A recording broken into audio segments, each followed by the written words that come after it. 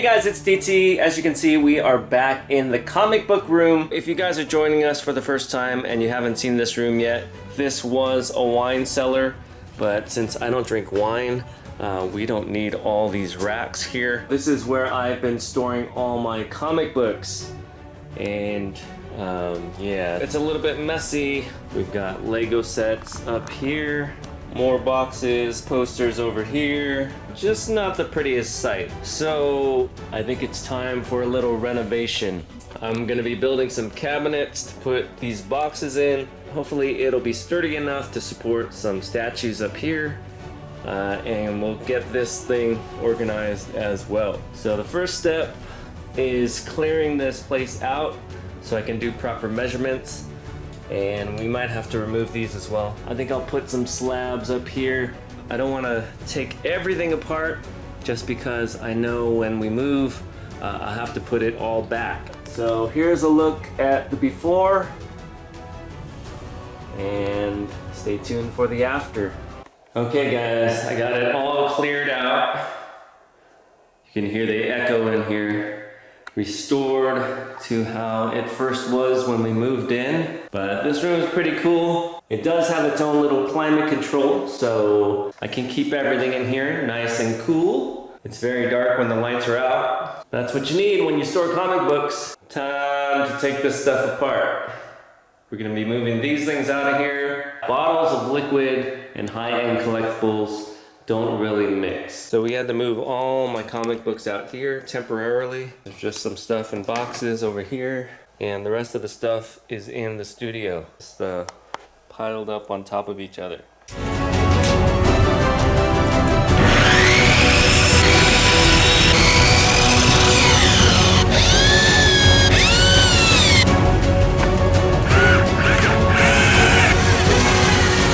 We're down here in the wine cellar. And as you can see, I've been busy. It doesn't look much like a wine cellar anymore. We've got some really sturdy wood, but yeah, a little DIY project got going on there.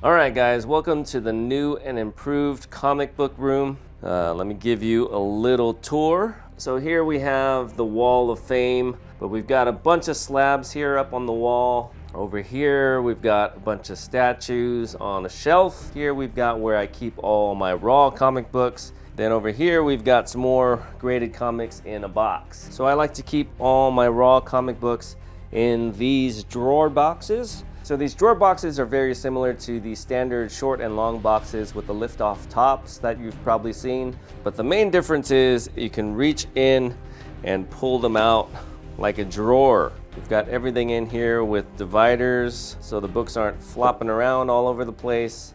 And if you want to take the whole thing out for closer inspection, you can easily do that. But once you're all done, you just shove it back in there like a drawer and you're good to go. If you have your books in a standard box, you can stack them up like this. However, in order to get to the ones down on the bottom, you have to remove the ones above it.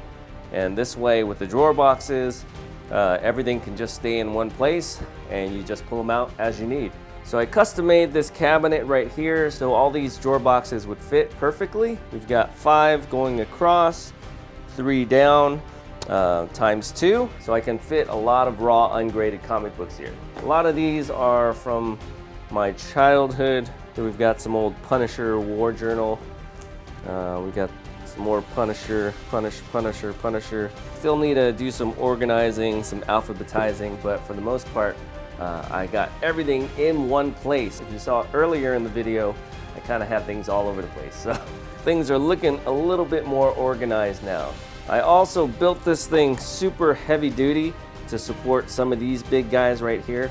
The one up here is pretty sturdy as well, but not nearly as sturdy as this guy. In the event of an earthquake, this is probably the safest place to be. Another thing with the drawer boxes is these are kind of a medium length, so you can fit more than a short box, but a little less than a long box. But I think they're a perfect depth, especially for these statues up here. I think I made this shelf about 30 inches deep. If drawer boxes aren't your thing, here is another great option. These are plastic comic book boxes from BCW. I really like these boxes. They are super sturdy. You can also stack them up on top of each other, and they kind of lock in with these little grooves. They come in different sizes. We've got the big ones for the graded comic books, and then we've got some smaller ones for the raw books. They have little latches on top to secure the lid, and they just open up like this, and there you go. Fit in there nicely. And if you can't fill the whole box, you can insert these black dividers. Now let's see what we got in this one. We got some Macross, Amazing Spider-Man. Looks like we got some modern ones in here as well. I need to sort through this stuff. So this box pretty much has it all. It's got some old stuff, it's got some Silver Age stuff, it's got some Copper Age, and it's also got some really recent things. Here we go. First Miles Morales. First appearance of Captain Marvel. Oh, look at this. We got a Golden Age in here too, guys.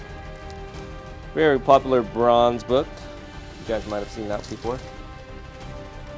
Got a couple of those. Oh, then we got some giant size X-Men #1. Another one. Another one. And what's this last one? Oh, look at that. So I kind of just opened up a box and then started putting comics up here. No particular order. This row right here doesn't actually stay in the house. It's always kind of a good idea to spread things out. Don't keep all your eggs in one basket, as they say. But I've got all these books here at the house right now because I am doing a series of videos. But as soon as I'm done, a lot of these expensive books are going back in the box and heading back to the vault, and I'll replace those with some of the other ones that I showed in that box. Ideally, if you want to preserve your comic books, you don't want to really have them on display, especially if there's light around. Luckily, this room is pretty dark 99% of the time. It's in a wine cellar. There aren't any windows, there aren't any doors to the outside, so this room really never sees any sunlight. The only light it sees are from those lights up there. Like I said, this was a wine cellar. It is temperature regulated if I actually plugged it in, I guess. So up here we've got more of the modern books. Kind of hard to see with the light glare up here. So we've got G.I. Joe, first appearance of Cable, first appearance of X-23, first appearance of Gambit, first appearance of the Red Hulk. Then we've got this new Wolverine #1. I just thought these covers were pretty cool. I think they're variant covers, limited edition. I got the Wolverine, and then I got that Spider-Man to kind of go along with it. Then over here we've got Venom #3, first appearance of Null. This is a variant cover, and I got this one because I'm getting a statue that looks just like that. Here is the original cover of that issue. Here's the first appearance of Spider-Gwen. Here is first appearance of Predator in a comic book. Here is Wolverine versus the Hulk in Hulk 340. Very iconic cover art by Todd McFarlane. Then we have Long Shot #1.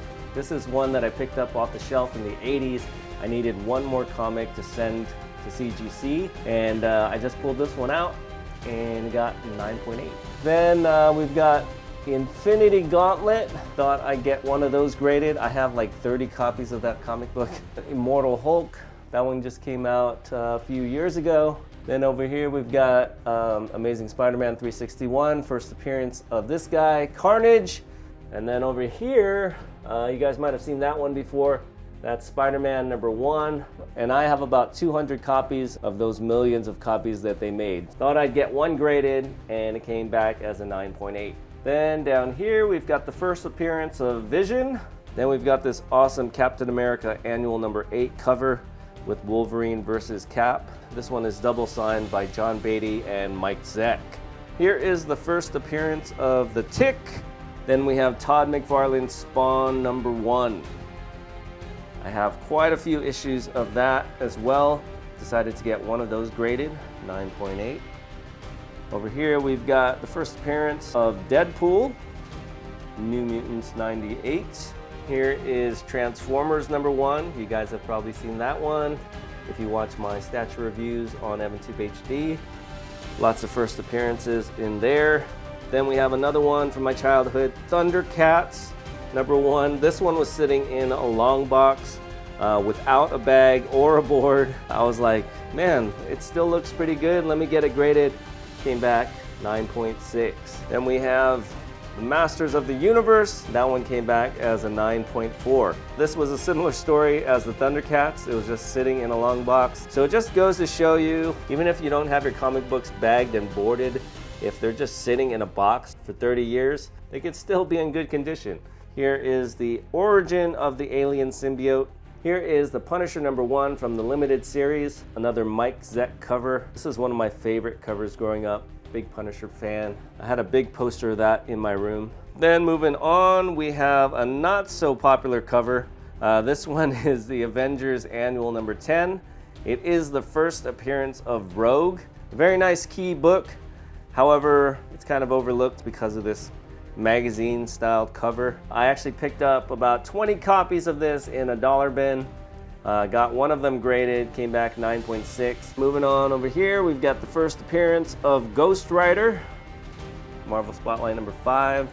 We've got the Wolverine Limited Series from 1982, first appearance of Morbius, and then we'll finish off the row with the Fantastic Four, issues 49 and 50. This is the first appearance of Galactus, and then we conclude the cosmic story with this nice Silver Surfer cover. Then we'll move down to this row. We've got some pretty iconic books here. Fantastic Four #1. We've got X-Men #1. Avengers #1, signed by Stan Lee. We've got the first appearance of Thor, also signed by Stan Lee and a few other folks. We've got Amazing Fantasy 15. First appearance of Spider-Man, also signed by Stan Lee. Spider-Man #1, signed by Stan Lee. Hulk #1, not signed by Stan Lee. Then we've got another first appearance of Wolverine. Saw a couple of those earlier.